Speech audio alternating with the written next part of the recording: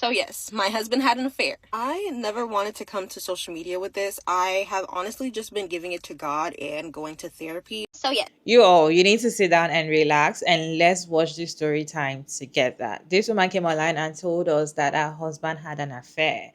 And that's when the affair started. She left the house 20 weeks pregnant. But now they're back together. She forgives him. But then she's blaming the lady that they had the affair together. And now the lady made a story time to tell us what actually happened.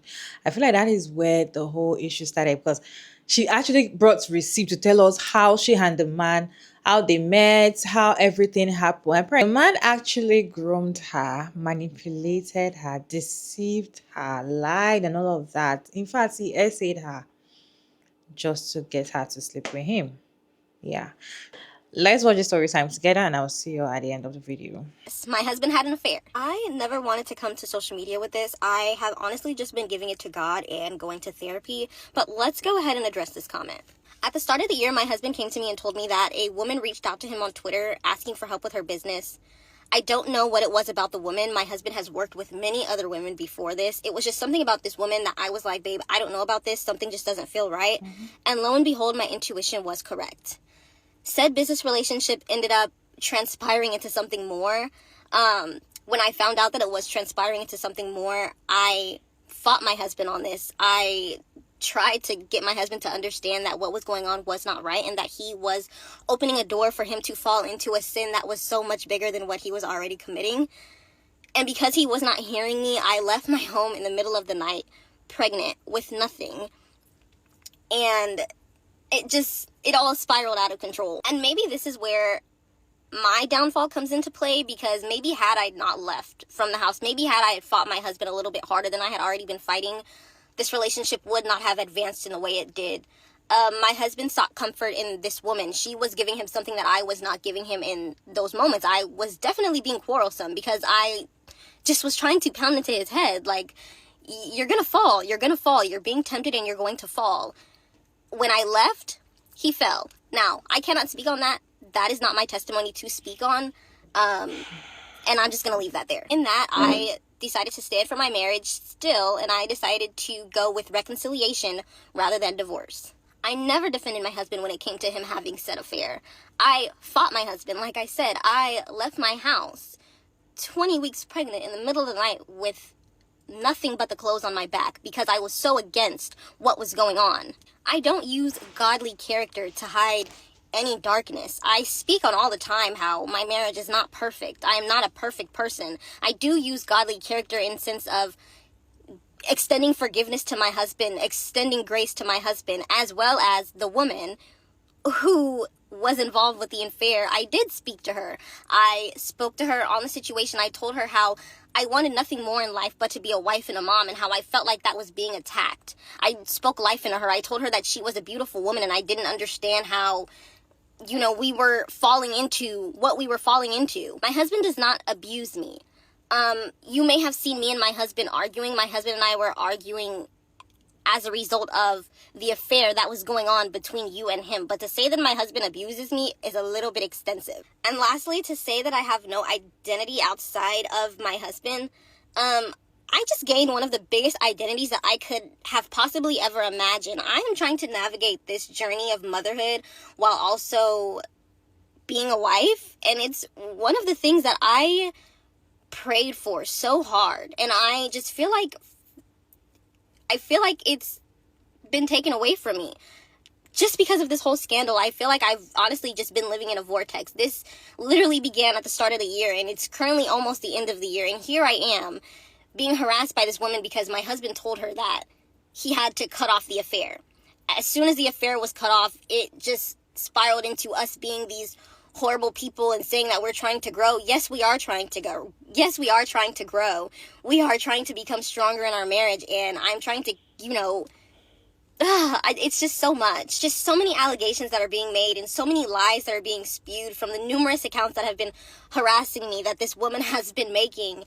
And I'm just tired. I'm so tired of my character being attacked because I decided to reconcile my marriage. I'm so tired of my character being attacked because I decided to be forgiving and I decided to extend grace. And honestly, I am just ready to lay this all to bed. Husband had an affair. It was decided on to go the route of reconciliation. However, with that being the route that we chose, I don't think that it's fair that I'm being harassed. The numerous calls, the numerous emails, the fake accounts that are demoralizing my character, I just don't think it's fair, and that's just that. Fair. I never wanted to come to social media with this. I have honestly just been giving it to God and going to therapy, but let's go ahead and address this comment. At the start of the year, my husband came to me and told me that a woman reached out. No, your husband is a predator that exploited me for sex. That's not an affair. Hey guys, my name is Kennedy Holyfield. I am the woman that is being spoken about in this video, and of course the full truth is not being painted as expected, and I am here to tell my side of the story. I'll try to make this as quick as possible and also include screenshots of what I'm saying so it can just further cement that what I'm saying is completely the truth, and I don't have a reason to lie. So in December of 2024, I had contacted Shaquille Cornelius on X in regard to real estate. I had explicitly stated, hey, no disrespect to you and your wife, but I would like to ask you a question if you and her do not mind. Are you into fix and flip, wholesale, etc.? That's the DM that she's saying her intuition just told her that I was going to be a problem. The one that is addressing and respecting her. Interesting. So we continue to chat just about real estate and what he did. And the reason why I reached out to him, because he presented himself online to be this top dog in his space. He's owned properties. He's cashing all these really big real estate checks. And that's what I want. I've been doing real estate for 2 years. I'm not seeing any success. You may be the one to help me. So we kind of like discussed mentorship prices, and we kind of didn't agree. So he recommended me to another guy on Twitter to see if I'll be interested in his mentorship.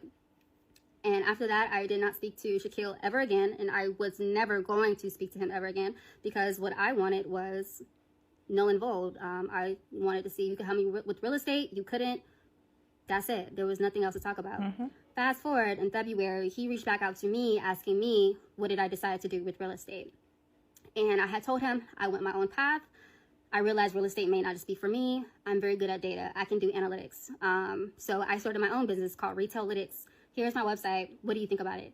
And the reason why I asked him is because, again, I'm thinking he's a very successful man. He knows what to look for. He knows what clients are looking for and things of that nature. So I thought his input would be of value to me.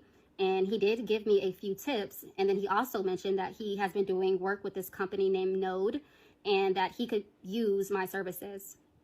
So I am very excited. I'm thinking that I'm on the right path.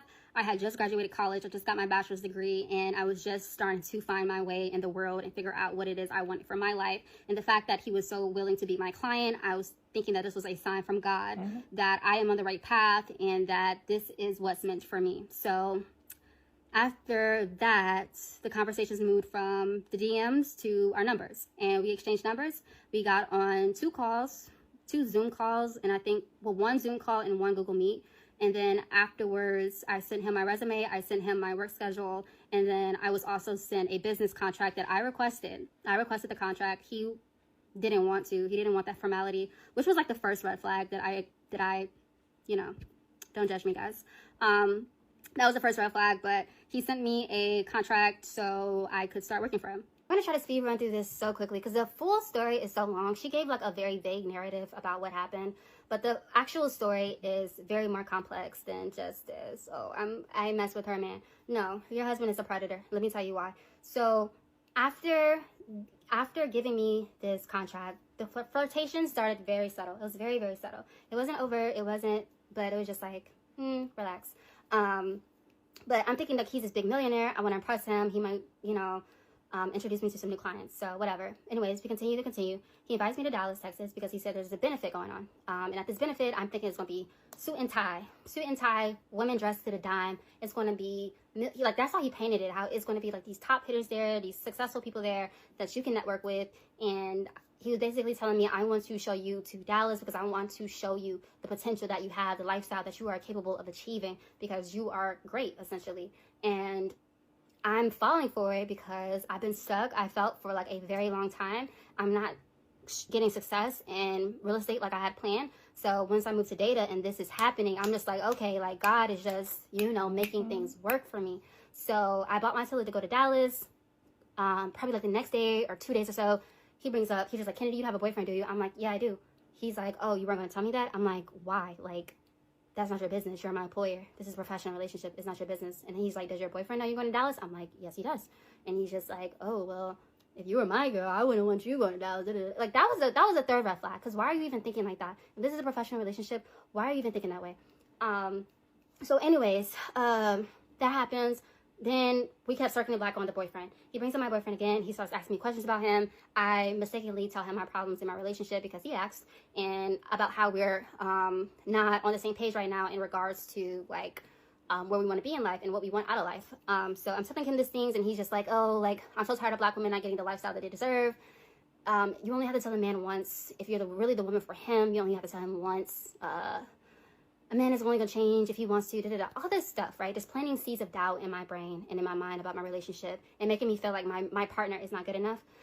So I mistakenly broke up with him. And it wasn't because of Shaquille solely. I then had my list of issues with him that were kind of piling up. It's just like he came at the exact right time where I was like fed up and I was just like, I don't even know about this anymore. And then he came and he like added what I thought was his expertise kind of opinion. He's older. He knows what he's talking about. He's successful. So he knows what he's talking about. And it solidified my decision to break up with him. It persuaded me to do it. It convinced me to do it. After I break up with my boyfriend, that's when the love bombing started to get super, super intense. And that's when he started to coerce me to be in a polygamous relationship with him and his wife. After many, many times of me denying, I did not want to do this, and I have proof of it. I'm not interested. Why? Because one, I've never been in a polygamous relationship. I am a monogamous woman. I have been monogamous for 25 years. I don't want to do it, pretty much. Like, I came for business. I want to focus on business, yet he kept pressuring me and coercing me to be with him and his wife. And he was doing this by saying that, like, she was open to polygamy. They watched their wives together. He went as far as to lie about the things that she was saying and pretending that she was saying it. For example, he would say, oh, my wife said, why are you being so mean to me? My wife said, why wouldn't you hold my hand? My wife said, if I divorce her, then marry you and then marry her again, like, would that be okay? Like, he's just saying all these things. I'm a normal person. So it would never have crossed my mind that a person could be so freaking psychotic to make up things that someone else is saying. Would have never crossed my mind. He also began to sexually harass me by sending his genitals without my permission or it being even a conversation. For example, he sent me a video pulling his pants down in the elevator, exposing his genitals completely to me. He also sent me a picture of him completely naked, exposing his genitals to me as well. Completely unprovoked. I now see that was part of the grooming process. He was testing my boundaries to see how far he could go. And at the time, I was slightly desensitized because he has been, meticulously breaking down my guard by one, presenting himself as my mentor, employer, but also the fact that his wife is okay with this behavior, and then also just using the fact that I am still like underneath this contract and I still want to remain connected to him because, again, I'm thinking like, okay, like, that's weird, but I want success. I just have to deal with it, pretty much. And I didn't have to deal with it. I know that now. But I didn't have to deal with it. But at the time, I did. I just endured it because I felt like he was my opportunity out of my, hard place that I've been in for years. So during that time as well, but I still wasn't interested, I still was just like, I don't want to do this. Like, I just want to focus on business. You know what I mean? But he was just guilt tripping me, honestly. Like, he was just like, oh, you're missing out on your blessing. God blessing you and da-da-da-da-da, you're going to miss out. And he was just he was like making me feel bad that I didn't want to deal with him. And I'm just like, what? And it worked. Like, it worked. I did start thinking like, damn, like, am I missing out on something? Like, he did, I'm thinking like from all the signs of him, reaching out to me, wanting to work with me, inviting me to Dallas with all these big people, like maybe I am missing out on, you know, being connected to someone who would really help me be on my level. So eventually I kind of succumbed to the manipulation and the grooming, essentially. And I started to accept, like, his reality, like, that this was a poly dynamic, that he wanted to marry me. He wanted me to be his wife. By day 30, I'm fully enmeshed with him, thinking that I am his wife. He is my husband. This is a thing. This is real. It's so embarrassing. It's so embarrassing to even say out loud, but by day 30, I'm fully enmeshed with him, and his wife runs away, I believe, one day before we were supposed to go to Dallas. And he went looking for her, found a tape of her walking out of their apartment. He knew, like, this was another red flag, because after he figured out where she was, he literally posted her on Twitter to be like, oh, my wife is missing, guys, please look out, please. And I'm just like, you know where she is. Like, why are you trying to get attention? Like, that's weird. And I told him to delete it, because I'm like, you know where she is. Like, this doesn't really make her look good. Like, that's weird. Like, what are you doing? So he ends up deleting it, and that's when, after that, he was trying to claim that she might be bipolar because her mother is bipolar, I believe, and he was trying to claim to her family that she was bipolar when really she was just running away because his mom had told her to do so, I think, and it was all in an attempt to get him to stop talking to me and, like, care for her or something like that, I guess. But Dallas was coming up, and I'm like, what was going on with her? Like, she was safe, she was, like, good. I'm still just thinking, like, I'm being pretty selfish, I'm not gonna lie.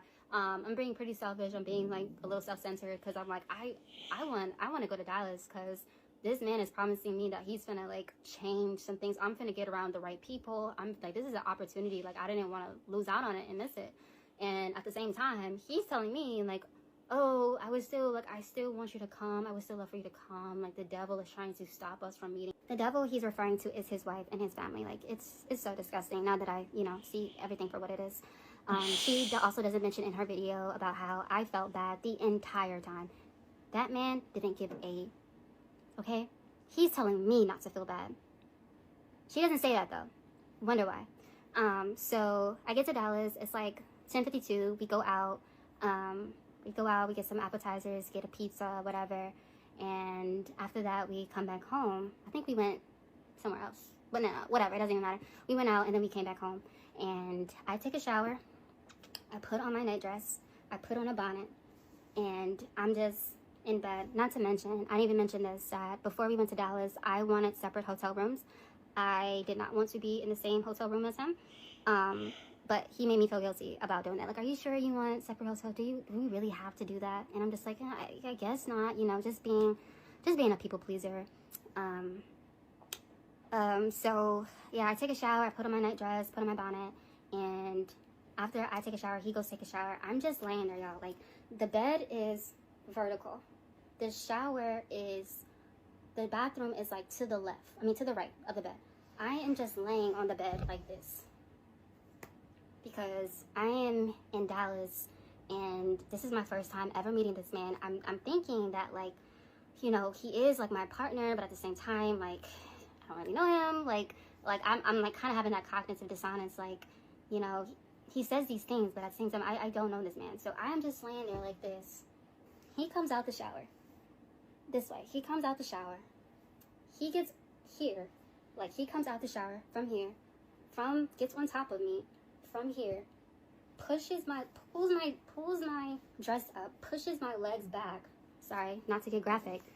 And then he asks me, like, and, like, it's just one movement. It's not, are you okay? Like, let me do this. Like, are you good? Like, how are you feeling? Like, no, it's bathroom. He's here. Pulls my dress out, pushing my legs back. He's naked, comes out completely naked. And he's like on his knees, and, you know, full body, like, and he's like, she's like, are you sure you're ready for this? Like, are you ready for this? He said something along those lines. And I'm like, no. Like, whoa, you know what I mean? But I freeze, because it's already in motion. Like, I don't know, like, he's not a small man, I mean, it's like 6'4", two something, 6'3", 2 something, and he's on top of me. I said no, and he penetrates me. He starts having sex with me, and the whole time I'm just thinking like, oh shit, like, I'm sorry, I'm trying not to curse, but it was just like a yikes. Like, in my mind, I'm just like, yikes, like, this is happening, yikes, you know? And afterwards, I remember just feeling like, dang, I did not want that to happen. Like, I'm just like kicking myself, but I'm not processing that he just assaulted me. I'm thinking, I just did something that I didn't want to do. And this man is also telling me that he loves me, I'm his wife. So, oh well, pretty much. And we have more sex after that. A lot of times I did not want to. He pressured me. But I did it anyway, just like I did it the first time, because I didn't have boundaries. So, that was it. I just want to start off by saying that thank you to everyone who is being nice, and thank you to everyone who is eating me up, because I definitely need a for even getting myself into this situation. People are saying that I'm not taking accountability for it, but I absolutely am, and I absolutely have. This would have never happened if I had better boundaries, if I had higher self-esteem, higher sense of self-worth, and more belief in myself, and not letting some person just take complete, tell me what is best for my life, and what, like, I take complete accountability for not having that strong sense of self to define what I wanted for my life and assert myself in these situations. So I don't want people to think that, like, I don't want to say playing victim, but I'm just, I don't know, like, I'm explaining the situation as if I didn't learn from it, or I didn't see where I went wrong. So that's that. But secondly, I also want to address the point that she's saying I'm harassing her. I contacted her 3 times. One, to give her the full truth of what happened, and other 2 times was me responding to a TikTok that she made about me. And the reason why I did that is because all 3 times she has completely blamed me and shamed me for this situation happening. She has not shown how she has held her husband accountable for any of this. Yeah. She completely blamed me. She put his actions on my shoulders and made me responsible for them. And that's not fair, because it wasn't just me going after him for no reason, or I just pursued him, and I'm like this temptress that, like, no, he planned this. This was deliberate. It was calculated. It was intentional, in every single way. So the fact that she completely just dismissed his role in this completely, it was just like, that is just absolutely unacceptable to me. Why? Because when I was telling other people about it, like online, like through our mutuals, I had contacted this one woman who had told me that he had tried her as well. He was trying to flirt with her, things of that nature. So it tells me that, okay, he just does this. Like, this is who he is. Like, he goes after women. And I didn't like the fact that, like, this man, he's just going around, like, getting women, selling them these lies and these dreams in order to have sex with them, because that's what the end goal is. It's about sex. So it made me angry, that I'm being shamed for a person like that. Anyways, third thing I want to address, she said this ended in 3 months. No, it actually didn't. So we're both finding out at the same time. He was lying the whole time, because it actually ended in 6 months. We had stopped talking on August 7th, 2025. More lies, more trauma bonding, more me falling deeper and deeper, being stupider and stupider. Now I know that, now she knows that. Anyways, it ended because something really bad happened, and I won't say what happened because it's just not for the world to know.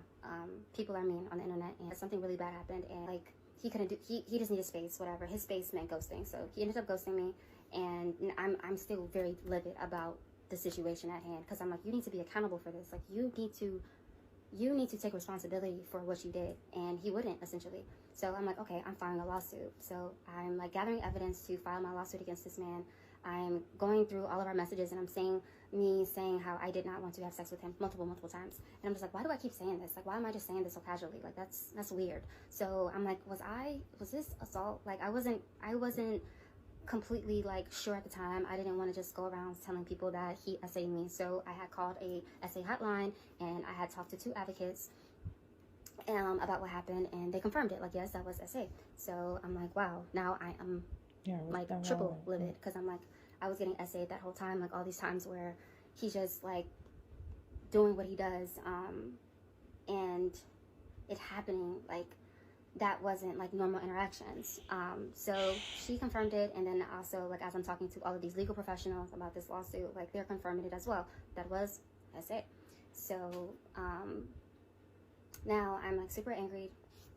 So after realizing that, like, you know, the really bad thing that happened, I'm realizing that essay, now I'm like this was a crime. Like, he was committing a crime against me. So I went to the police in the state that it happened, and I filed a police report about it. I give all the detectives my evidence. So that's that. Everyone's saying like, oh, there's not enough screenshots. I promise my detective has all the screenshots and has all the evidence, and I will allow the detective to decide whether or not I can go through with pressing charges. So that was that situation. And now, from like September to November, I've just been putting all the pieces together, and I'm just realizing like the scheme in which this was. I didn't figure it out until 3 months after it ended, that he was lying. This was like grooming. It was manipulation. He did lie about her consent. He lied about this, that. I'm realizing all of the specific things that he lied about. I'm going to the women that she said things about. For example, he had told me that this lady on Twitter that I really admired and looked up to told him that, like, me and her didn't need to meet until she had her child. And that was like the right thing to do. And I'm just like, and I look up to her, she's admirable. Like, so if she's saying that, then like, okay. Like, anyways, I'm realizing like everything is fake, everything is a lie. And I'm realizing like it was all to just sexual. It was all about sex, because sex was like the main thing.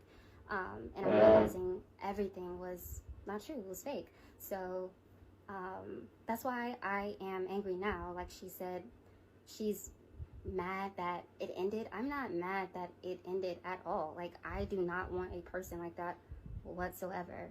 No. I am mad that I was being violated. I am mad about the really bad thing that happened. And I'm also mad that nobody is holding him accountable for what he did. Everybody is just acting like I am the sinful one, the woman that just got involved, like this was just an affair, and not the fact that it was all deliberate on his end. It was all planned. It was calculated. And yep, a little bit. And there's a lot more that I could say, but at the end of the day, all I was trying to tell her is the fact that we got abused by the same man. Like, I am no different than she was. She married him or got engaged to him in 30 days. I was just as in my head and not thinking correctly, or days as well. Like, he moves fast. This is a scheme. This is what he does. He sex trafficked women before, so I'm sure that like he's very skilled in manipulating and, you know, saying that I am not accountable. What I am saying is that this needs to like stop being a like, oh, you had an affair, when it's like, no, I was targeted by somebody who weaponized fake authority and weaponized fake status and weaponized my vulnerabilities and my desire to succeed and to take advantage of me. Like, that's what happened. Like, did I make mistakes? Did I not look at red flags? Did I participate? Yes. But at the end of the day, that is the foundation in which everything built off of. And I don't like how that's just being erased on their end. Like, and some people as well in these comments, like, That man from the beginning of the whole thing already knew what he wanted. When she reached out to him, for work stuff. You already saw a picture and you already know that I'm going to get her, right? And he has seen that she's young and he can be easily manipulated. Deceived her, try to make it look like it was all work at first. And this is kind of like the trick these men they kind of use.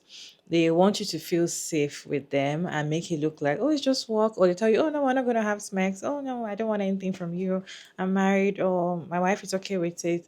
Just to make you feel comfortable with them or to be in the same room with them in hotel or to come and see them wherever they are, right? These are the normal things that they kind of trick women, and they will do it for you, especially when they see that, oh, you're very naive, you're very young, you don't even have much experience. To be honest, I really do not blame the lady, right? I really don't blame her because that man planned the whole thing. It was a planned work, and he knew how he was going to condition his wife.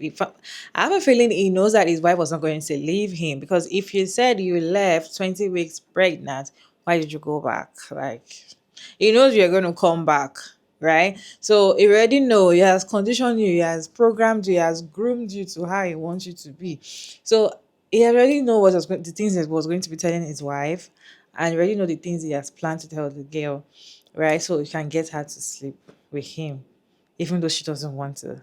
That was his aim from the onset. I'm gonna sleep with her, and then he did it even when she does not want it. Then for the wife, nobody's telling you not to forgive your husband for cheating. He is your husband. You're the one that is still going to be in the relationship. You're the one that is still going to be married to a cheater.